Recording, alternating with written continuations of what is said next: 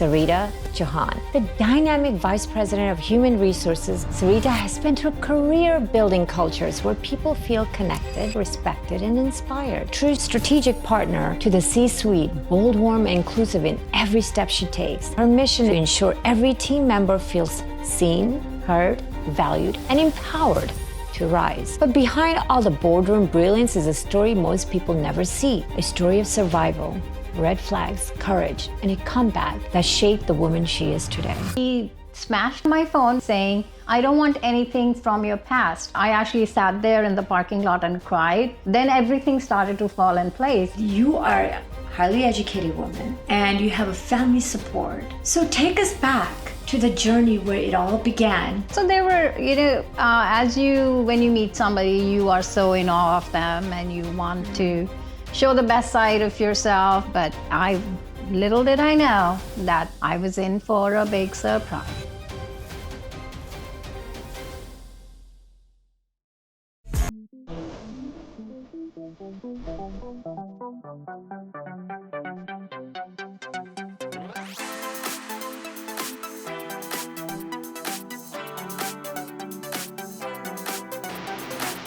Welcome back to the Raz Patel Show, the space where truth meets power and where women rewrite their stories with courage, clarity, and fire.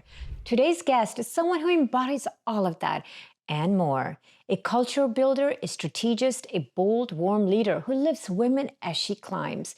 Ladies and gentlemen, please welcome a trailblazer in human resources, culture building, and strategic leadership, Sarita Chauhan, the dynamic Vice President of Human Resources at YRCI. Sarita has spent her career building cultures where people feel connected, respected, and inspired. She has designed recognition systems, launched DEIB initiatives, shaped town hall messaging, championed employee voices, and strengthened organizations from the inside out, all through data-driven insight and a deeply human touch. She leads high-performing HR teams not just a function owner, but as a true strategic partner to the C-suite, bold, warm, and inclusive in every step she takes. And beyond her title, her mission is simple: to ensure every team member feels seen, heard, valued, and empowered to rise. But behind all the boardroom brilliance is a story most people never see, a story of survival, red flags, courage, and a comeback that shaped the woman she is today. Today, she's not just here to teach, she's here to transform. And trust me, this is an episode every woman needs to hear. Let's welcome Sarita Chauhan to the Raz Patel Show. Sarita, thank you, beautiful, for coming in today. Well, thank you for having me. Sarita, you touched me with your story. And it's an honor to have you and trusting us to believe in your story and helping the audience today in terms of what it can do when you trust someone blindly. Absolutely.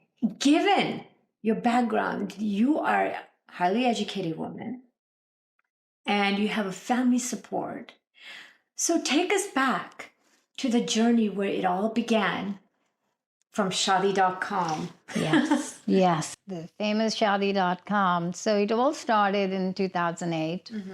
I responded to, I connected with somebody and who was checking all the boxes. We started meeting in person and talking about, so there were, when you meet somebody, you are so in awe of them and you want to show the best side of yourself, and the other person shows the best side of themselves too. But sometimes the side they're showing you at that time is not really their true side, right? Whereas I was being my authentic self, but little did I know that I was in for a big surprise.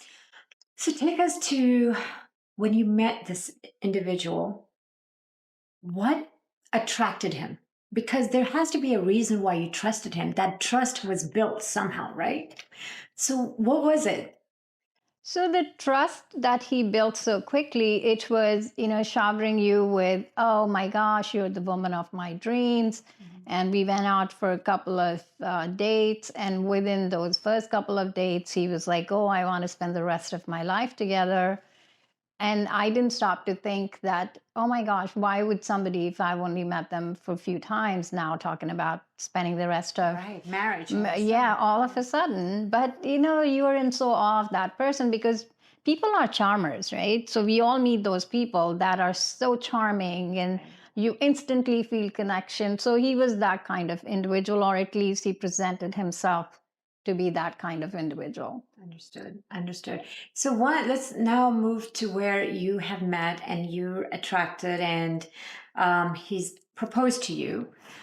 Once you were married, what was the journey like? So the marriage proposal was that he sent me an email and saying, "I want you to be my wife." And Through then the email? Through the email, and Sarita, you actually accepted this. yes, the time 2008, Sarita didn't stop to think that how come this guy is not actually doing the proposal like normally people do. But I'm like, oh, I was just so happy. Like, oh my gosh, he wants me to be his wife.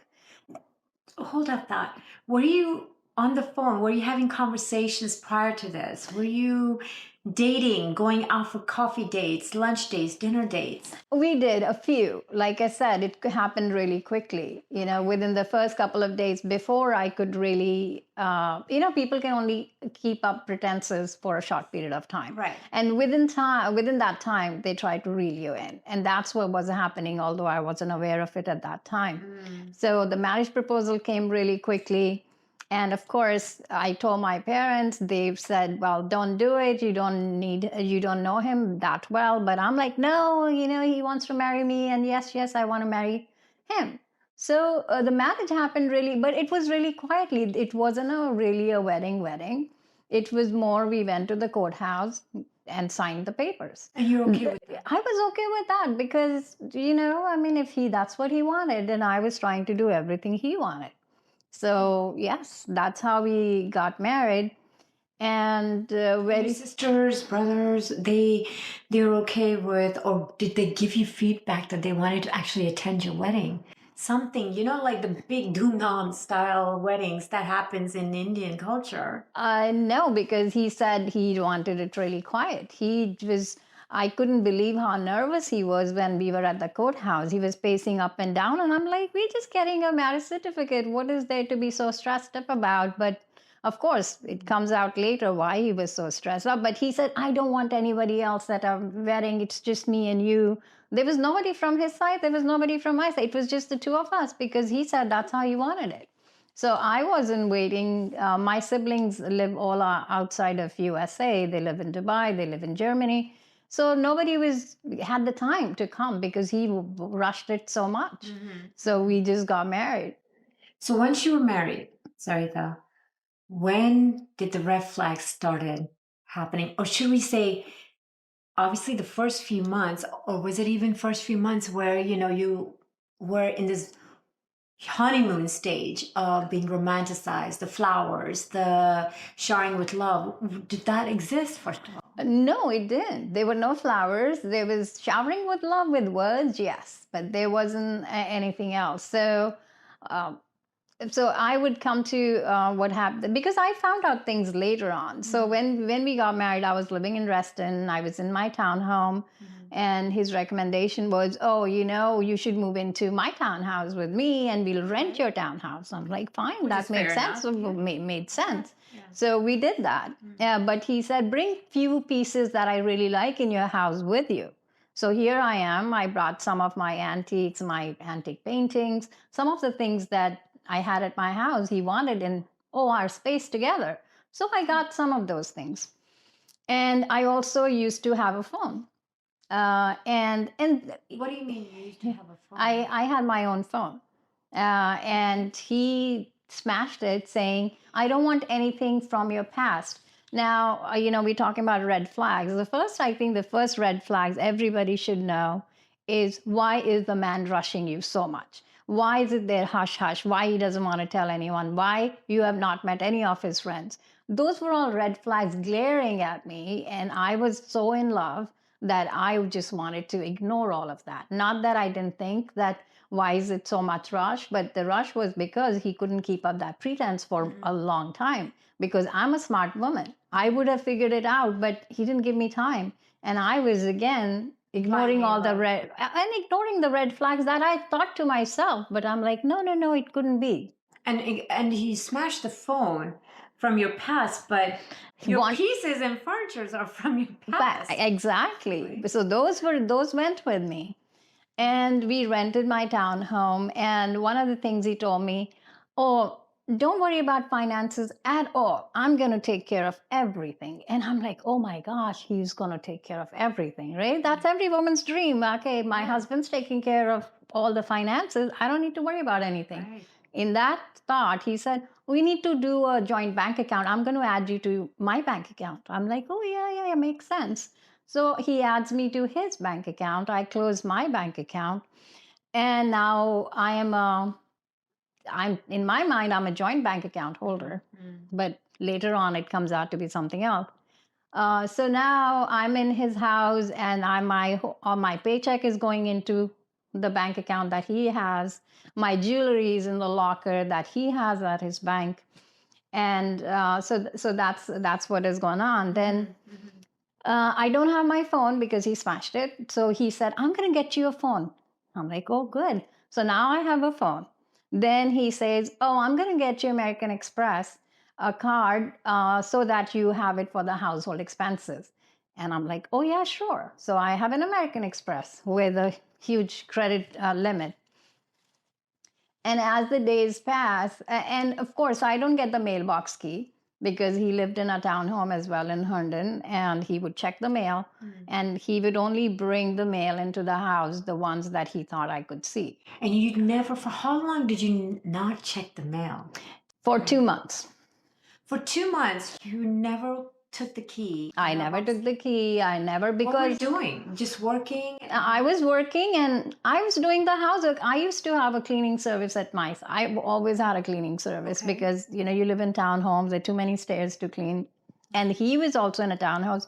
He said he didn't want other people in his house. So it was my job to clean the townhouse, to cook, to wash. He told you these things? Yes. That he gave you a list of chores that you need to do for your house? Yes. He said he didn't believe in having outside people come into the house. And you're okay with it? I was okay with it even then. I'm like, fine, I'll cook, and, I'm being the housewife, and I was cleaning. It took me 2 days, Saturday, Sunday, to clean while he went out on Saturdays, and I didn't question that. So let me get this straight. You work. Yes. You have your own mortgage that you have the tenant with. You had your own phone, which is not your phone anymore. So no bank account. No bank account because it's joint. Well, technically it's still yours because right now, as we speak, it's joint accounts, yes. You think.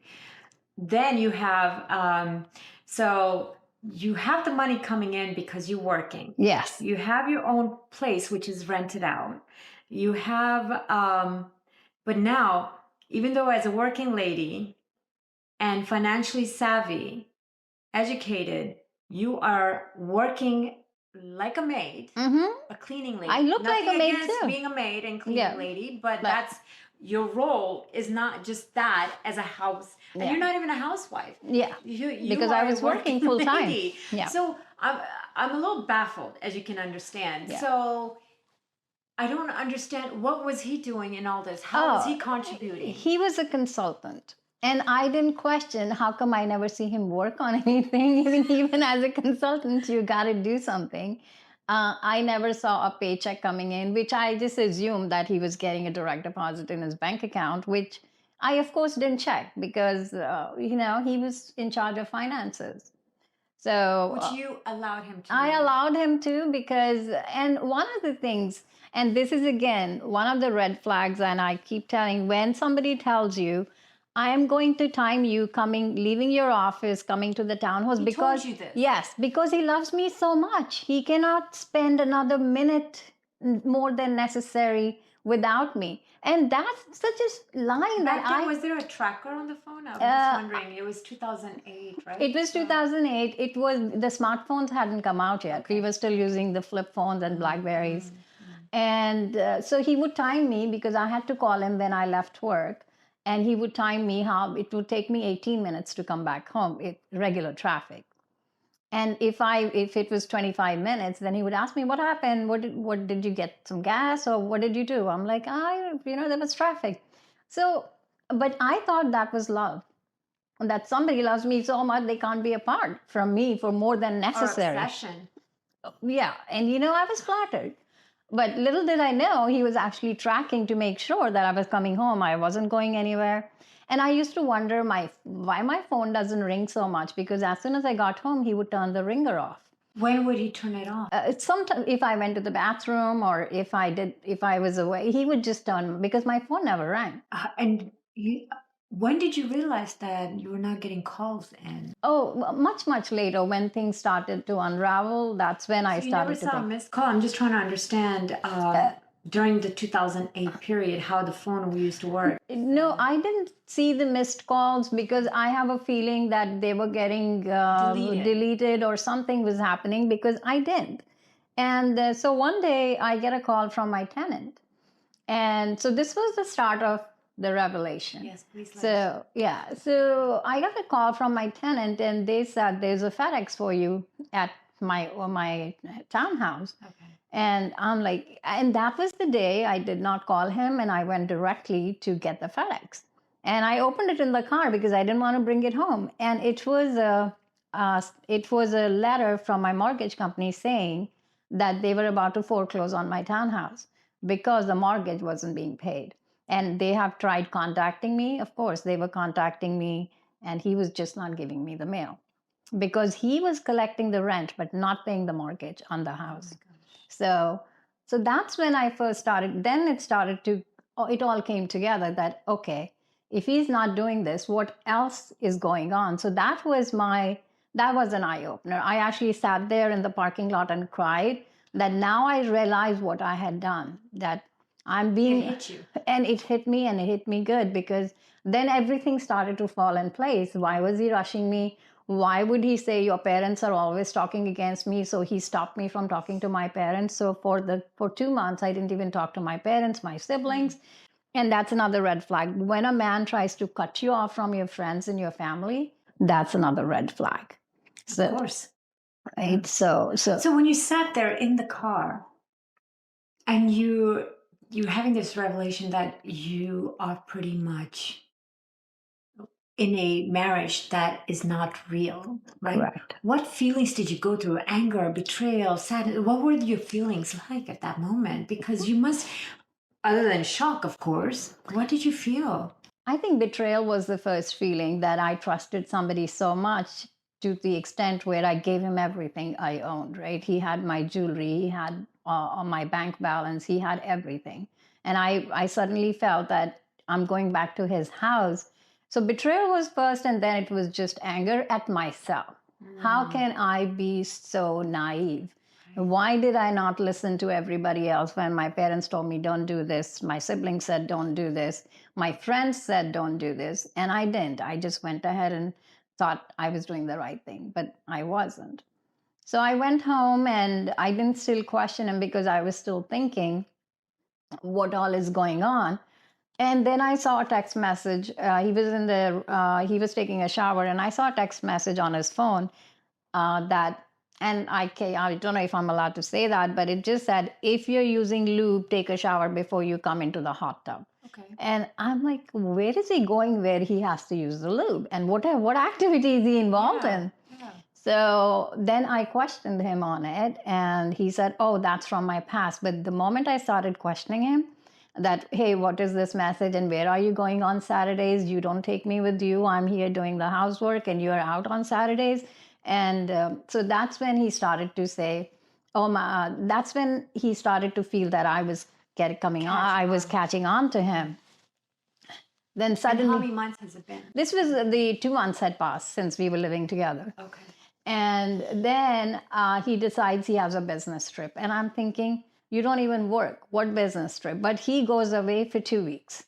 And in those 2 weeks, he cuts me off because I was not a joint account holder. He had added me as a secondary, as whatever. I don't know what what he was doing, but he could just as easily cut me off from his bank account because he added me in so he could take me off.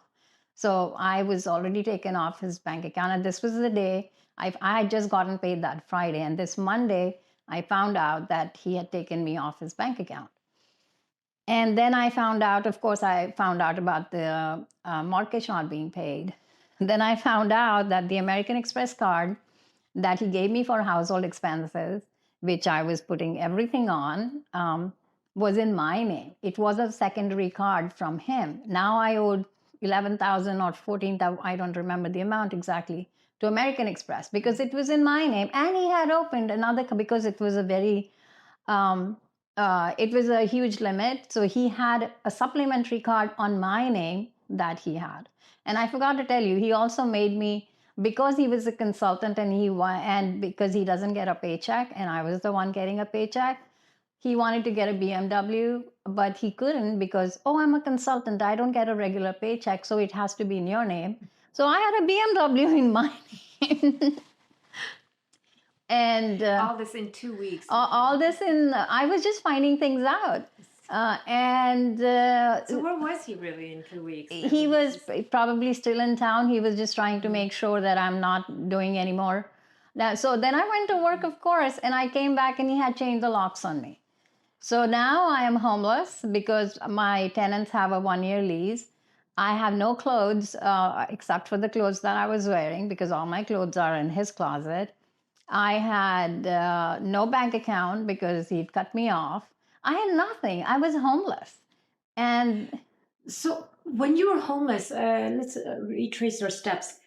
Did you alert the legal systems? Did you tell them during that time or was it after? What was that period of time? Because now you know, but in the 2 weeks that he's gone, that this is it. It's done. It's over, right? Yeah. And were you taking actions at that point? 2 weeks. I tried to take the money out of the bank account. That's when I found out that he had cut me out.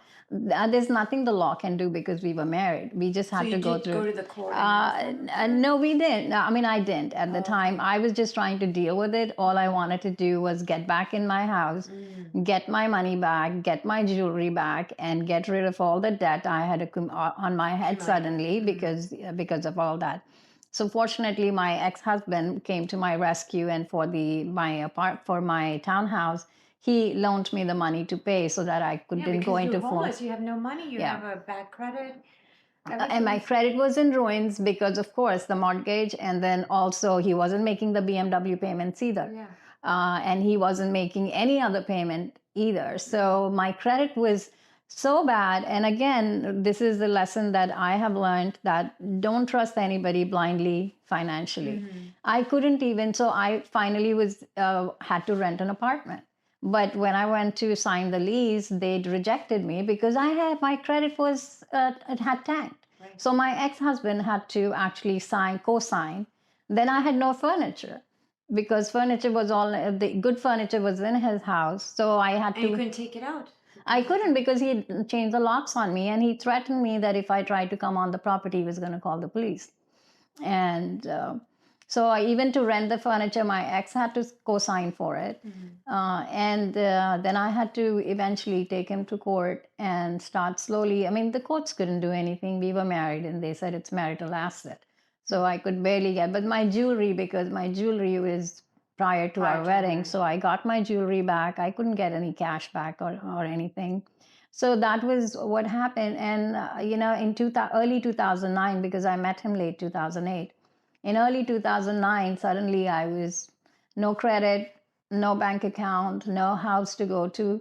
I mean, and I was this person that was educated. I was leading departments. I was leading people. And here I find myself suddenly in the same vulnerable situation that you try to protect others with. Yes. Yeah. It's a lesson learned in many aspects.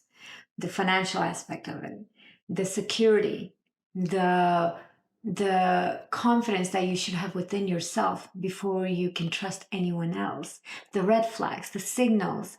So and thank you for sharing your story. So Sarita, Why do you think most women go through what you did? I think it's the insecurities, it's the fear of being alone, right? So, especially in our culture, you see women are made to think that they have to have a husband, they have to have kids.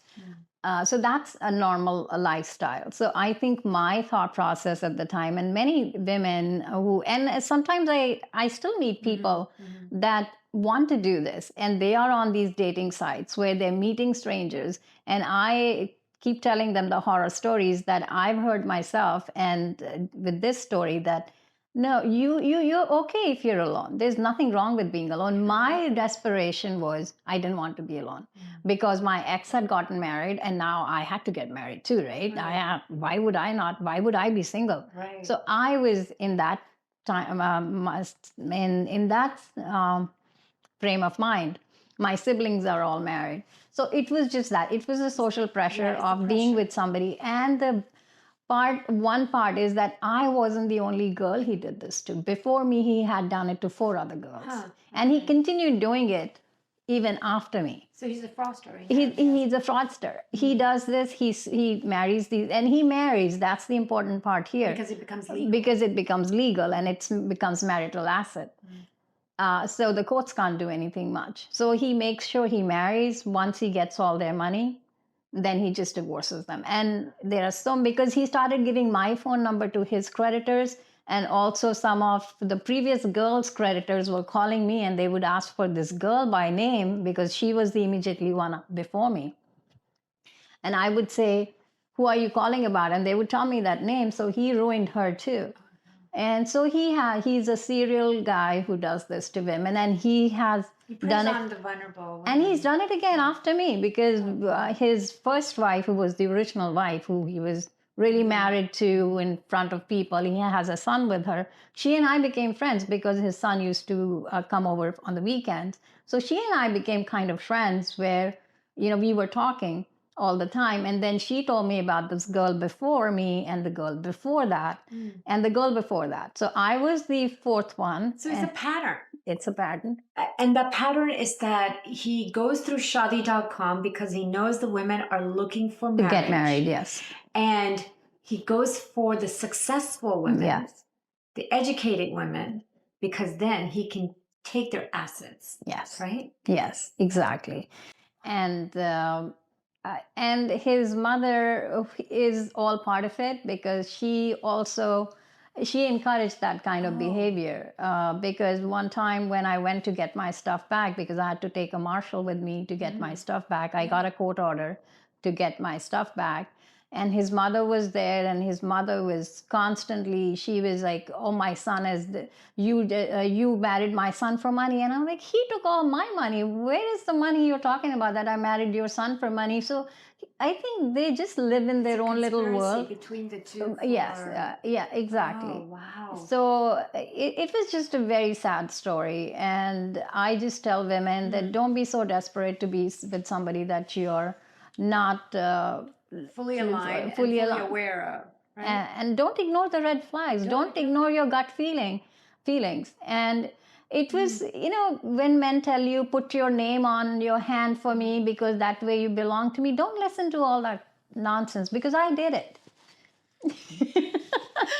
I did it, this one. Being a leader, a leader, and having such a solid background, and you coming from a background where your family is quite, together. It's a nuclear family, and still go through this. I still go through that, and that's why I tell all my friends out there, if something is too good to be true, it is too good to be true. If it walks like a duck, talks like a duck, it's a duck. So be aware. So what are some of the lessons you can provide to our viewers here, the women that are listening, and even men? I mean, I won't single them out as well. The do's and don'ts. What are some of the things that you should look into relationship? Right? Let's start with that. Yeah. So I would say, trust but verify. I still believe in human relationships. I still believe in relationships, but trust but verify. Don't blindly trust anyone, especially if you're a woman or a man for that matter. We don't.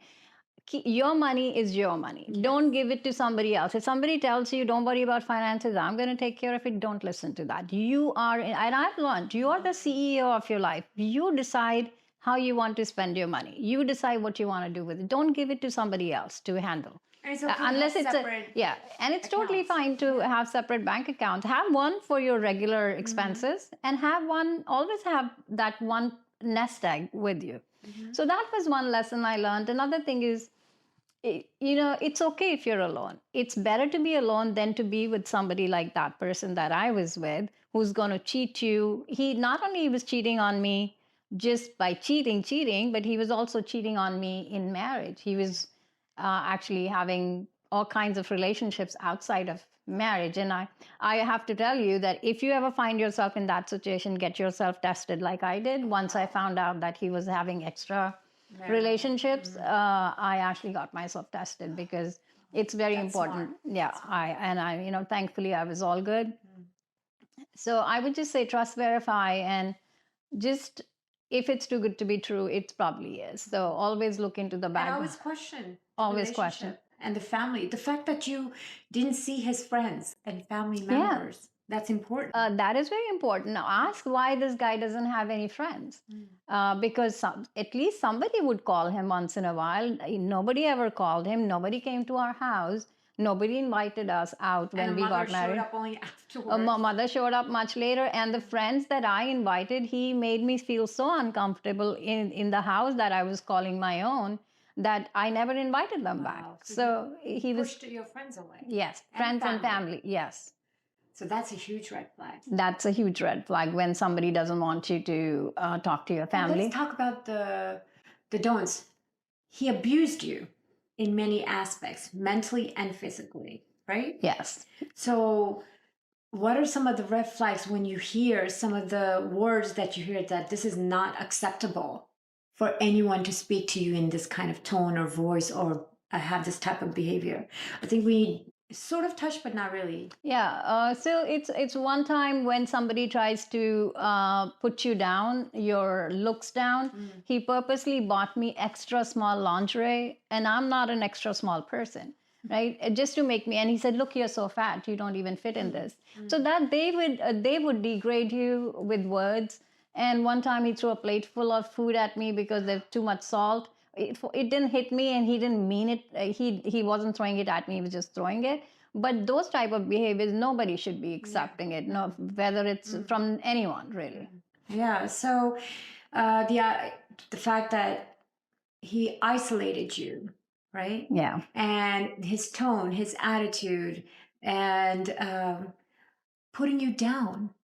These are things that you should not accept, no matter Exactly. Yeah. right. And then and the number one thing is proposing to you so quickly through So- email, and then accepting it. I think don't lower your standards. I did. I just went way down. Like I was accepting anything and everything. So don't lower your standards. If you really want a partner, there is somebody out there for you.